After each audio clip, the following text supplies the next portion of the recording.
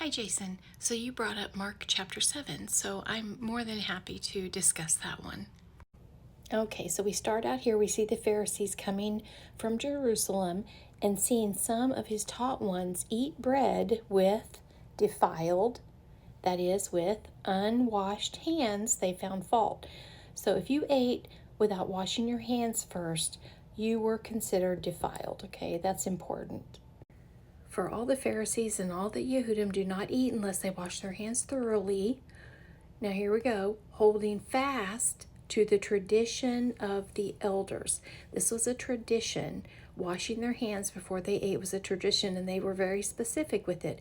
They would pour water on one hand and then pour it on the other, pour it on one hand, pour it on the other, pour it on one hand, pour it on the other, and then they'd say this special little prayer. So, and then coming from the marketplace, they do not eat unless they wash. And there are many other traditions which they have received and hold fast: the washing of cups and utensils and copper vessels and couches. And these are all just man-made traditions.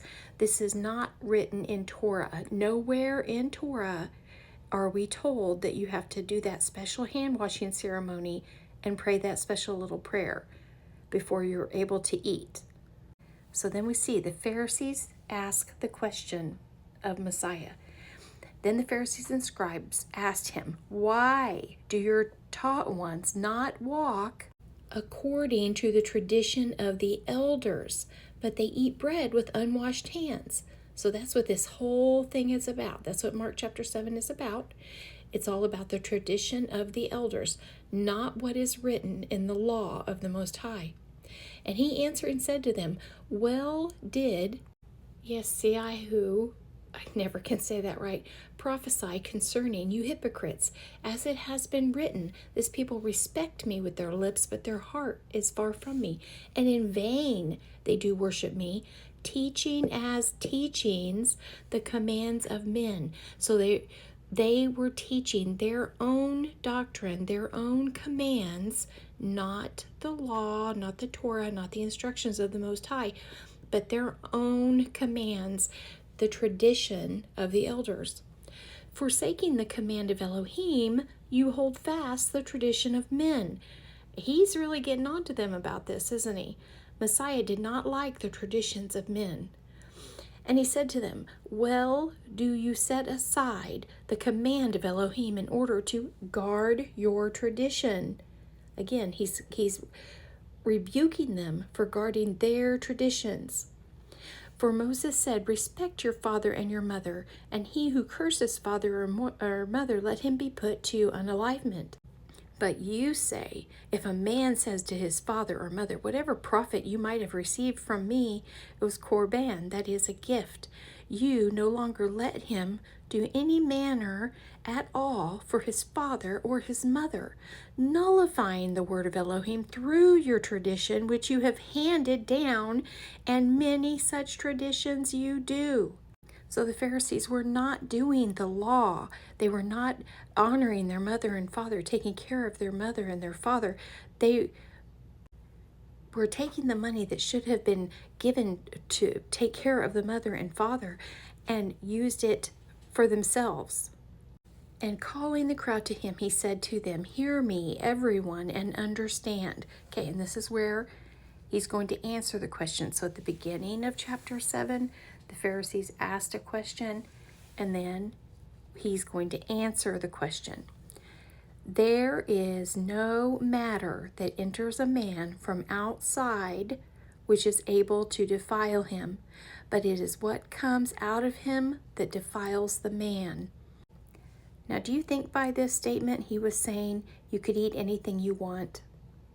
Do you think he was going against his father's law that says in Leviticus chapter 11 that pig is unclean? Do you think he would do that? No, of course he wouldn't.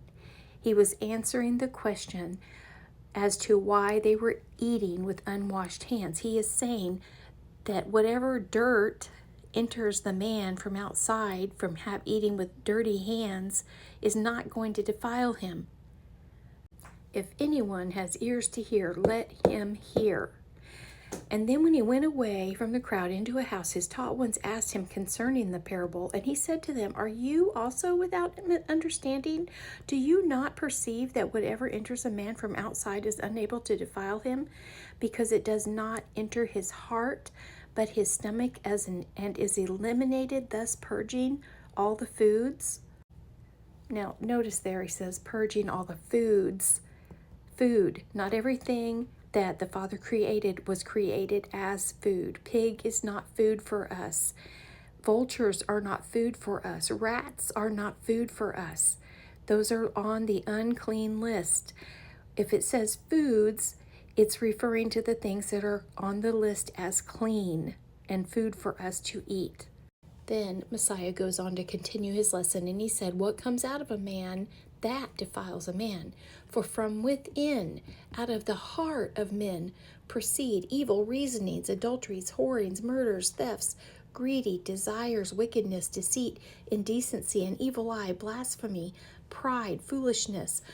All these wicked matters come from within and defile a man.